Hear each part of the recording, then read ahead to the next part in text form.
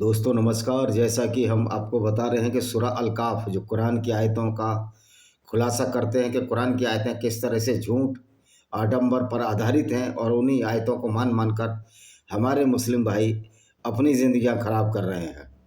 थोड़ा सा परिचय दे दूं कि औरंगज़ेब, जिसका अभी आज मैं तारीफ़ कर रहा था कि औरंगज़ेब ने मंदिर भी बनवाए, ऐसा कोई उल्लेख नहीं है कि औरंगज़ेब ने कोई मंदिर बनवाया। अगर औरंगज़ेब मंदिर बनवा रहा था तो जजिया टैक्स क्यों लगा रहा था? संभाजी राजे को सिर्फ इसलिए मार और कत्ल कर दिया कि उन्होंने इस्लाम कबूल नहीं किया। उनके साथ कवि कलश को भी मारा गया, आंखें फोड़ दी गईं, जो आज भीमा नदी के किनारे महाराष्ट्र में कोई जगह है, वो जगह अभी भी है। और वहाँ पर संभाजी राव के नाखून खींचे गए, तड़पा तड़पा कर उसको कई दिनों में मारा गया सिर्फ इस्लाम कबूल करने के लिए। अगर औरंगज़ेब इतना ही दरिया दिल था तो उसने संभाजी राव को सिर्फ इस्लाम न कबूल करने के लिए क्यों कत्ल किया? गुरु गोविंद सिंह के ज़माने में भी उनके 2 बेटों को दीवार में क्यों चुनवा दिया गया? छोटे छोटे बच्चों को 27 दिसंबर की रात को 27 दिसंबर ही था, सरहिंद की दीवार में चिल्ला दिया गया और ठंड से बेचारे मर गए और उनके प्राण विछोह को सहन न कर सकी माता गुजरी ने भी प्राण त्याग दिए। तो जो औरंगज़ेब को कहते हैं कि उसने मंदिर बनवाया, ये राम पुनियानी जैसे मूर्ख, अबू आजमी जैसे जो मूर्ख हैं, जो ये कहते हैं कि औरंगज़ेब ने मंदिर बनवाए, तो फिर सवाल यह है कि मंदिर बनवाना तो इस्लाम में जायज़ नहीं है, मूर्तियां बनवाना इस्लाम में जायज़ नहीं है। तो क्या मूर्तियां औरंगज़ेब मंदिर बनवा सकता था जिसमें मूर्तियां रखी जाएं? वो तो मूर्तियों को तोड़ने वाला था। एक्चुअल में इस्लाम एक ऐसी चीज़ है जो इसको पढ़ता है इसी तरह पागलपन की बात करता है, जिस तरह अबू आजमी ने पागलपन की बात की है। ऐसा कोई प्रमाण नहीं मिलता कि औरंगज़ेब ने मंदिरों को दान दिया। ये किसी छतरपुर के मंदिर का बार बार जिक्र करते हैं, ऐसा कोई भी विवरण, कोई भी शिलालेख ऐसा नहीं मिलता कि औरंगज़ेब ने मंदिरों को दान दिया। अगर औरंगज़ेब ने मंदिरों को दान दिया और मंदिर भी तोड़वाए तो इससे साबित हो जाता है कि औरंगज़ेब एक पागल था, क्योंकि पहले मंदिर तोड़वाकर उनको दान देने का क्या औचित्य ही आप समझ सकते हो। तो औरंगज़ेब ये पागल था और औरंगज़ेब को महान कहने वाला अबू आजमी भी पागल है। एक्चुअल में इस्लाम में एक बड़ी खूबी है, ये कोरोना वायरस से भी ज़्यादा खतरनाक और इंसान को पागल, वैसी और दरिंदा बना देता है। इनका पैगंबर भी इसी तरह का था, अबू आजमी जिसको पैगंबर मानते हैं।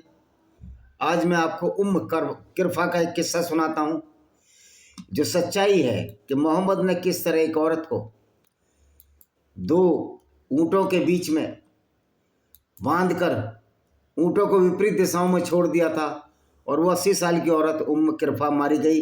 मैं उसको खोल लेता हूँ, यही फ़ायदा होता है लैपटॉप रखने का।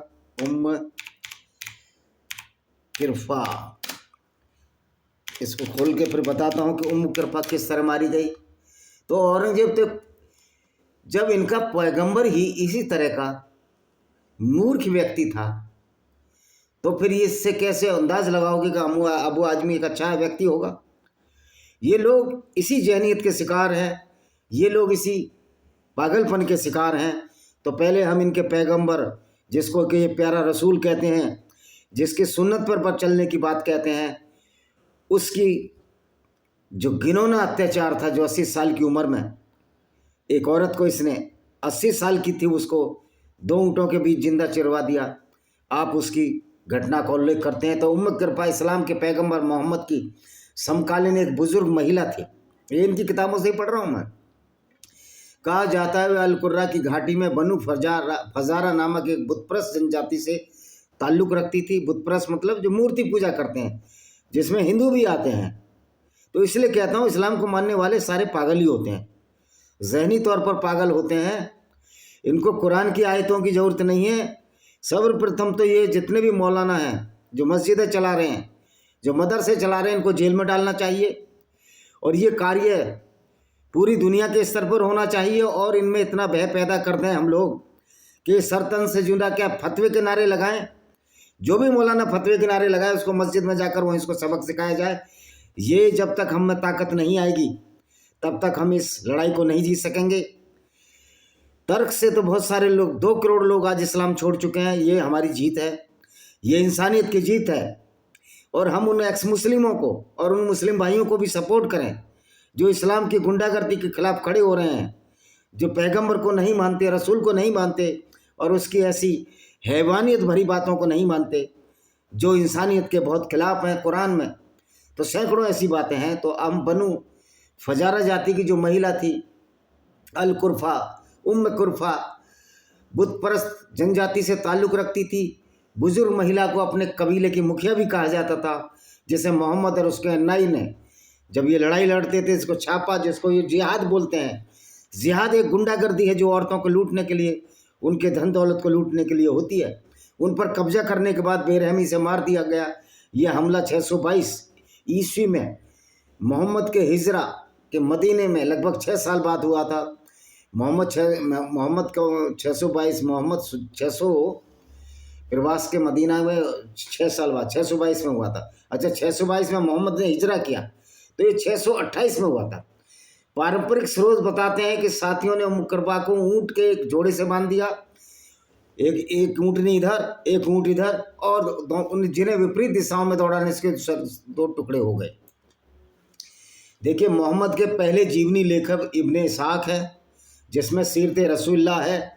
उन्होंने इस बात का जिक्र किया है। और वो इब्ने इसाक की जो मोहम्मद की मौत के 80 या 60 साल बाद पैदा हुए थे, उन्होंने इस बात का भी जिक्र किया है अपनी किताब सीरत रसूलुल्लाह ने, जो कि पेज 465 अध्याय 83 पर है कि मोहम्मद ने बनु कुरैजा की औरतों के साथ उनको 700 से 900 उनके आदमियों को कत्ल किया, उनकी औरतों को बाजारों में बेचा और सफिया बिन हुई और जुहैरिया के साथ बलात्कार किया अलग अलग लड़ाइयों में, खैबर की लड़ाइयों में। और मोहम्मद ने उसके पति किनाना अलरबी को मारा, उसके बाप हुइया को मारा और उसी रात ही उसके साथ सोया।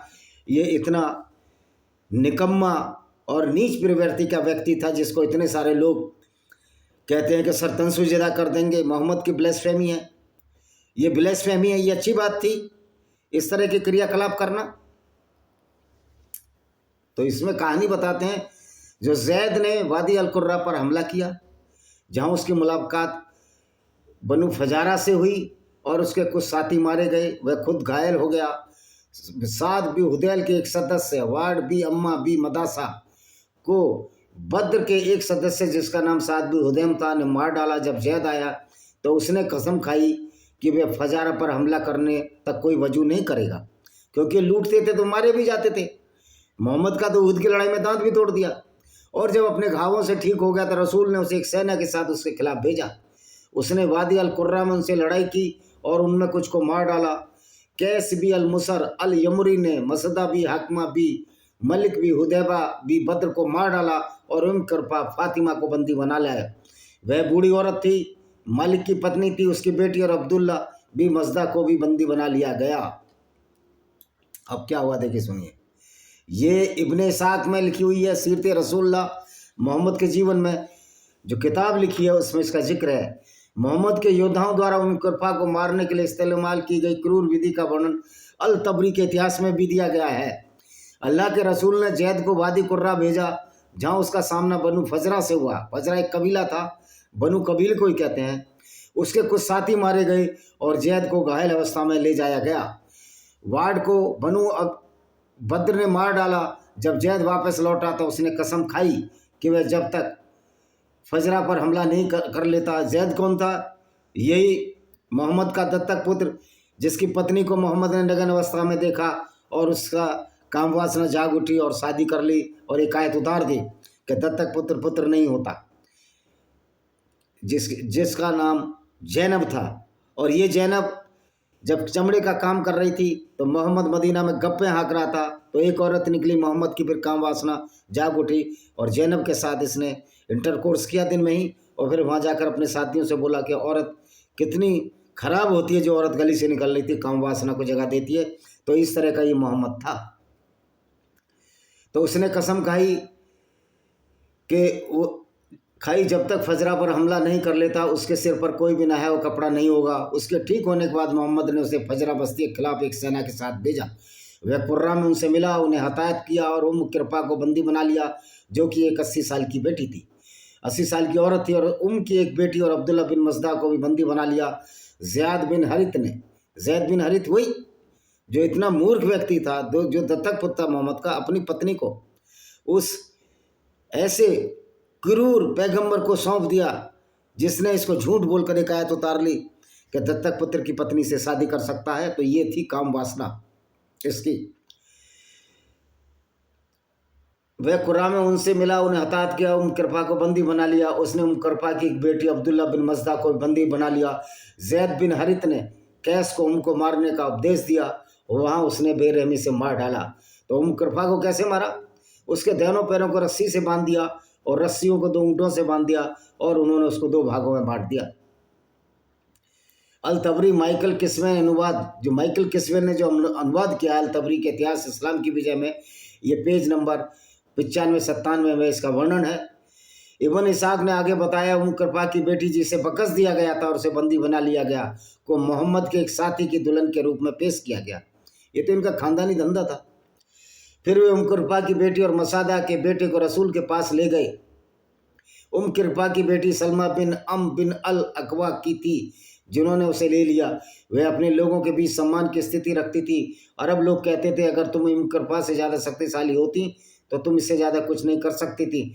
सलमा ने रसूल से उसे लेने को कहा और उसने उसे दे दिया। उसने अपना चाचा हजन बिन अबू वहाब को भेंट किया और जिसने उसने अब्दुल रहमान बिन हजम को जन्म दिया, यानी कि औरत बांट ली। ये इनका धंधा था।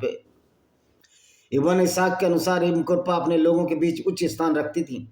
अरबों ने उनके बारे में कहा, के पास अधिक शक्तिशाली कोई भी पुरुष या महिला कुछ नहीं कर सकती। इस प्रकार वह शायद मोहम्मद की पत्नी खदीजा बिन्त खुवैलिद के सामाजिक दर्जे के बराबर थी। बाद में किरपा का सिर काट दिया गया और उसका सिर मदीना ले जाएगा। मारने के बाद उसका सर भी काटा, मदीना ले जाएगा। उसके वध के सबूत के रूप में मोहम्मद को प्रस्तुत किया गया। कुछ लोगों ने सही बुखारी 988-219 का हवाला देते सुझाव दिया कि साजिश की पीछे की प्रेरणा और फांसी का नाटकीय तरीका ज़ियाद बिन हरित द्वारा समाज में नेतृत्व की भूमिकाओं में महिलाओं को बर्दाश्त करने की मोहम्मद की असमर्थता का परिणाम हो सकता था। महिलाओं को तो बर्दाश्त ही नहीं करता था मोहम्मद। गैर मुस्लिमों को बर्दाश्त नहीं कर सकता। इस गुंडागर्दी को मतलब हम बर्दाश्त करते रहें। इस्लाम गैर मुस्लिमों को बर्दाश्त ना करें और हमने ठेका ले रखा है कि हम इस्लाम को बर्दाश्त करें, इसके पैगंबर को इज्जत दें। ऐसे पैगंबर की ऐसी की तैसी। विशेष रूप से किरपा जैसे नेतृत्व में कुलीन पदों की महिलाओं को इस हत्या की रिपोर्ट सबसे पहले इब्न इसाक ने की, उसके बाद तबरी ने, जिन्हें हाल के मुस्लिम विद्वान पक्की दृष्टि से देखते हैं। जब वे मोहम्मद को नकारात्मक दृष्टि से देखते हैं, जब इब्न इसाक उसका बेटा इब्न इसाम के द्वारा अत्यधिक संपादित संस्करण में किरपा की हत्या का उल्लेख है, लेकिन जिस क्रूर तरीके से उसको मारा गया उसका कोई उल्लेख ये नहीं करते। तबरी ने हत्या और जिस तरह से अंजाम दिया दोनों का उल्लेख किया है। स्रोत सही बुखारी। मुस्लिम किरपा की हत्या के विवरण के बारे में चुप है, लेकिन फिर भी बनु फजारा पर छापे की पुष्टि करते हैं। सिर तो काटा ना। फिर भी पैगंबर मोहम्मद के व्यापक रूप से पढ़े जाने वाले आधुनिक जीवनी लेखक सैफुर रहमान अल मुबारकपुरी ने अपनी किताब द सील्ड नेक्टर में परिवार की घटना की ओर इशारा किया है। इस पुस्तक को अंतर्राष्ट्रीय स्तर पर बहुत सम्मान प्राप्त है। इसी अरबी संस्करण में 1979 में सीरत रसूलुल्लाह मोहम्मद के जीवन पर एक पुस्तक के विश्व व्यापी प्रतियोगिता के बाद सिरा में पहले इस्लामी सम्मेलन में मुस्लिम वर्ल्ड द्वारा प्रथम पुरस्कार से सम्मानित किया गया। किरपा की फांसी की घटना को आज भी सम्मानित इस्लामिक विद्वानों के प्रकाशनों में स्वीकार किया जाता है और इसका किसी भी तरह से उन हलकों से विरोध प्रतीत नहीं होता जहां पारंपरिक सरिया दंड जैसे पत्थर मारना और सूली पर चढ़ाना सार्वजनिक रूप से स्वीकार किए जाते हैं। फजरा सेप्ट द्वारा पैगंबर की हत्या का प्रयास किए जाने के बाद अबू बकर अल सिद्दीकी या जैद बिन हरित के नेतृत्व में एक अभियान वादी अल कुर्रा में रमजान 6 हिजरी में भेजा गया। सुबह की प्रार्थना के बाद टुकड़ी को दुश्मन पर हमला करने का आदेश किया गया। उनमें से कुछ मारे गए, अन्य को पकड़ लिया गया। बंदियों में किरपा और उसकी खूबसूरत बेटी भी शामिल थी, जिन्हें वहां कुछ मुस्लिम कैदियों की रिहाई के लिए फरौती के तौर पर मक्का भेजा गया। किरपा द्वारा पैगंबर की हत्या के प्रयास का उन पर उल्टा असर हुआ और उन्होंने अपनी दुष्ट योजना को अंजाम देने के लिए जो 30 घुड़सवार इकट्ठे किए थे, जिन्होंने उनका साथ दिया, वे सभी मारे गए। अब ये देखिए हदीसों में किरपा सीलबंद अमृत, ये किताब में पाया विवरण घटना के संबंध में सही मुस्लिम हदीस से लिया गया है, जो बताया हालांकि कुछ हद तक वर्णनात्मक और सही मुस्लिम में कृपा के भाग्य का उल्लेख नहीं है। इब्ने इसाक और तबरी दोनों द्वारा हवाले के जो इनका लड़ाई के विवरण एक दूसरे के अनुरूप हैं और सही मुस्लिम में हदीस मोटे तौर पर पुष्टि करती है। हालांकि कृपा के भाग्य का विवरण नहीं बताया गया, लेकिन उनके अस्तित्व की पुष्टि स्पष्ट रूप से की गई है। उनकी बेटी के भाग्य में विवरण विस्तार से बताया गया है। तो इसमें देखिए एक हदीस है, हम सुना देते हैं। सलमा बिन अल अकवा के अधिकार से वर्णित है, उन्होंने कहा, हमने फजारा के खिलाफ लड़ाई लड़ी और अबू बकर हमारे कमांडर थे। वो अबू बकर वो पागल जिसने अपनी 6 साल की फूल सी बेटी को बुढ़े मोहम्मद को दे दिया था। उन्होंने अल्लाह के रसूल को नियुक्त किया था। अल्लाह को तो उसकी लड़की पर नज़र थी ना, अल्लाह के रसूल मोहम्मद तो लड़कियाँ ही देखता था। मोहम्मद तो कहता था एक 2 साल की बच्ची को देखकर अगर मैं जिंदा रहा और ये जवान हुई तो मैं इससे भी शादी कर लूँगा। इस तरह का इसका करैक्टर था। जब हम दुश्मन के पानी से केवल 1 घंटे की दूरी पर थे, दुश्मन के पानी से यानी जान रहे, तो अबू बकर ने हमें हमला करने का आदेश दिया। हमने रात के आखिरी हिस्से में आराम करने के लिए एक पड़ाव बनाया। हमने चारों तरफ से हमला किया और उनके पानी के स्थान पर पहुंचे जहां एक लड़ाई लड़ी। कुछ दुश्मन मारे गए, कुछ कैदी बना लिए गए। मैंने लोगों का एक समूह देखा जिसमें महिलाएं और बच्चे थे। मुझे डर था कि कहीं वे मुझसे पहले पहाड़ पर न पहुंच जाए, इसलिए मैंने उनके और पहाड़ के बीच एक तीर चलाया। जब उन्होंने तीर देखा तो वो रुक गए, इसलिए मैं उन्हें ले आया और उन्हें साथ ले गया। उनमें बनु फजरा की एक महिला थी, उसने चमड़े का कोट पहना हुआ था। उसके साथ उसकी बेटी थी जो अरब की सबसे सुंदर लड़कियों में से एक थी। मैं उन्हें ले गया जब तक कि मैंने अबू बकर के पास नहीं ले गया, जिन्होंने उस लड़की को पुरस्कार के रूप में मुझे दे दिया। इस प्रकार हम मदीना पहुंच गए। मैंने अभी तक उसे निर्वस्त्र नहीं किया था जब अल्लाह के रसूल ने मुझसे सड़क पर मुलाकात की और कहा, मुझे वे लड़की दे दो ए सलमा। मैंने कहा, अल्लाह के रसूल, उसने मुझे मोहित कर लिया है। मैंने अभी तक उसे निर्वस्त्र नहीं किया, मतलब उसके साथ गंदी काम नहीं किया है।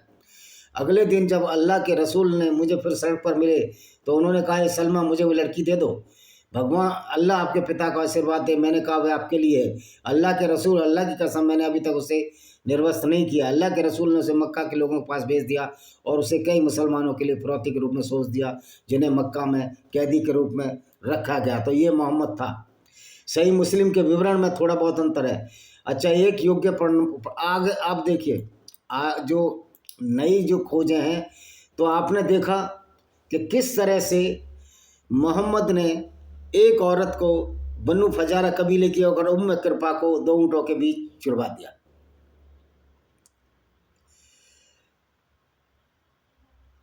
तो ये था इनका मोहम्मद का। तो इसी तरह औरंगजेब के जो कुकर्ते हैं वो कभी माफ़ नहीं किए जा सकते।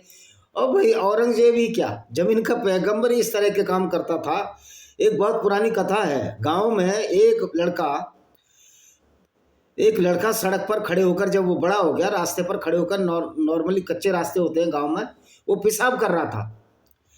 तो लोगों ने कहा कि उसको, लड़के को, तू बड़ा हो गया, तेरे को शर्म नहीं आती, खड़े होकर पेशाब कर रहा है, कहीं छिप कर पेशाब कर, हम तेरे पिता से ये कहते हैं। तो जब वो देखा कि पिता को कहने गए, तो पिता देखा कि उस कोठरे पर, जो एक कमरे, बड़े बड़े कमरे बोलते हैं उनको कोठा बोलते हैं गाँव में, ये वो वैसा वाले कोठे नहीं, कोठा बोलते हैं। अपने कोठे पर खड़ा होकर चारों तरफ से घूम घूम कर पेशाब कर रहा था, जो रास्ते पर भी गिर रहा था। तो ये है मोहम्मद का इतिहास।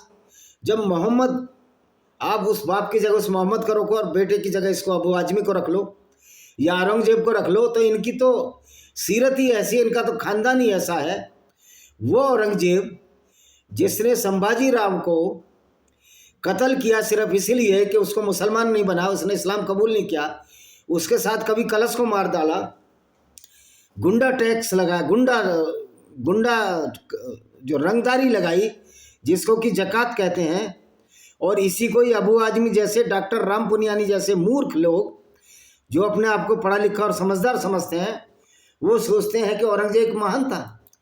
अगर औरंगजेब ने मंदिर तोड़े और फिर मंदिर भी बनवाए तो इसका मतलब औरंगजेब एक पागल था। तो हमको कहना चाहिए कि हम, वैसे ऐसा कोई उल्लेख मिलता नहीं, कोई इस तरह का उल्लेख मिलता नहीं कि औरंगजेब ने किसी मंदिर को दान दिया गया। ये झूठी कहानी इरफान हबीब ने और जो झूठे इतिहासकार हैं भारत के, उन्होंने इस्लाम को बचाने के लिए न जाने क्या प्रयत्न किए। इसमें मौलाना अब्दुल कलाम आज़ाद, पहले 3 शिक्षा मंत्री भी दोषी हैं। हालांकि मौलाना कबूल अलाम आज़ाद ये कुरान से तो पढ़े नहीं है और कुरान की इस्लामिक किताबों से तो पढ़े नहीं, तो आज इस्लाम की किताबें चीख चीख कर कह रही हैं कि मोहम्मद का बहुत बड़ा भक्त था औरंगजेब, और मोहम्मद ने जो काम किए औरंगजेब ने वही काम किए कि औरतों को लूट लेना, उनसे शादी कर लेना, मंदिर तोड़ देना, क्योंकि ये तो इनकी सुन्नत है। जब सुन्नत इस तरह की होगी तो आप समझ सकते हैं कि किस तरह के लोग हैं। तो इसी के साथ देखिए हम कुछ 10 एक आयतें सूरह अल-कहफ की भी सुना दें। अगर मुलाकात ना हो तो बरसों तक मैं यूं ही चलता चला जाऊंगा, फिर जब ये दोनों उस दरियाओं को मिलने की जगह पहुंचे तो अपनी भुनी हुई मछली छोड़ चले, तो उसने दरिया में सुरंग बनाकर अपनी लहर ली। भुनी हुई मछली छोड़ चले यानी मर गई थी और उसमें दरिया में सुरंग बनाकर अपनी लहर ली। क्या वो नदी, दरिया में कौन सी सुरंग बनती है भाई, दरिया तो पानी होता। फिर जब कुछ आगे बढ़ गए तो मूसा ने अपने जवान वसी से कहा, अजी हमारा नाश्ता तो हमें दे दो, हमारे आज के सफ़र से तो हमको बड़ी थकन हो गई है। फिर उनका जो साथी था यूसा ने कहा कि आपने देखा जब हम लोग दरिया के किनारे उस पत्थर के पास ठहरे तो उस मछली को छोड़ आया और मुझे आपसे उसका जिक्र करना शैतान ने बुला दिया और मछली ने अजीब तरह से दरिया में आ ली। शैतान ने अच्छा ही काम किया, वो मछली की जान बच गई। मूसा ने कहा यही वह जगह है जब जिसकी हम तलाश में थे। फिर दोनों अपने कदमों के निशान देखते उल्टे पांव फिरे तो जहाँ मछली थी दोनों ने हमारे बंदों में से खास बंदा खिज्र को पाया, जिसको हमने अपनी बारगाह से रहमत का हिस्सा अता किया था और हमने उसे अपने खास जादू से कुछ सिखाया था। मूसा ने खिज्र से कहा, क्या कहा, आपकी इज्जत है, मैं इस गर्ज में आपके साथ रहूं कि जो रहनुमाई आपको इल्म आपको है अल्लाह की तरफ से सिखाया गया उनमें से मुझे कुछ सिखा दीजिए। खिज्र ने कहा मैं सिखा दूंगा, आपसे मेरे साथ सब्र ना हो पाएगा। पहली बात तो है अल्लाह तो मूर्ख है, अल्लाह ज्ञानी हो, किसी को क्या सिखा सकता है वह। और सच तो यह जो चीज़ आपके इल्मी हाथे से बाहर हो आप उस पर क्यों सब्र कर सकते हैं। मूसा ने कहा आप इत्मीनान विश्वास रखिए, अगर अल्लाह ने चाहा तो आप मुझे अच्छा आदमी पाएंगे और मैं आपके किसी हुक्म को नाफरमानी नहीं करूँगा, यानी कि उसकी अवहेलना नहीं करूँगा किसी आदेश की। खिज्र ने कहा अच्छा तो अगर आपको मेरे साथ रहना है तो मैं स्वयं आपसे किसी बात का मशवरा ना छेड़ूं, जब तक मैं किसी बात का जिक्र ना छोड़ूं आपको बोलना ही नहीं है। आप मुझे किसी चीज़ के बारे में पूछिएगा।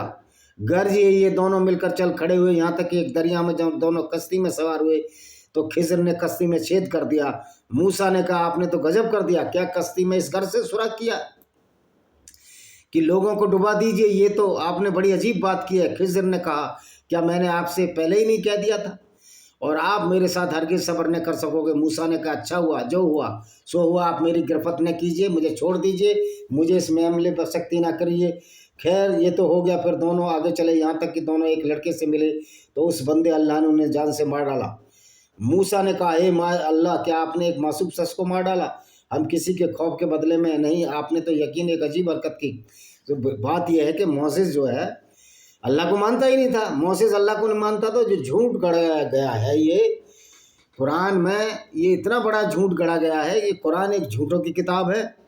तो मैं फिर ये कहना चाहता हूँ कि जिनका पैगंबर ही अजीब हरकतें करता हो, किरपा को ऊँटों से चिरवा कर मार डालता हो, अबू अपाक नाम के एक आदमी को मार डालता हो जो 120 साल का बूढ़ा था, जो मोहम्मद के खिलाफ कविताएं लिखता था, और जो इतना कामांध हो कि जो सफ़िया बिन्त हुइया के, इस मोहम्मद की बात कर रहा हूँ, पति को मार कर किनान अल रबी को इसने सिर्फ इसलिए मार दिया कि वो खूबसूरत थी और मरने के बाद इसकी औरत के साथ मैं इंटरकोर्स करूँगा, संभोग करूँगा, अपनी काम वासना की पूर्ति करूँगा। तो ऐसे पैगंबर को मानने वाला औरंगजेब और अबू आजमी पर हमको हंसी आती है।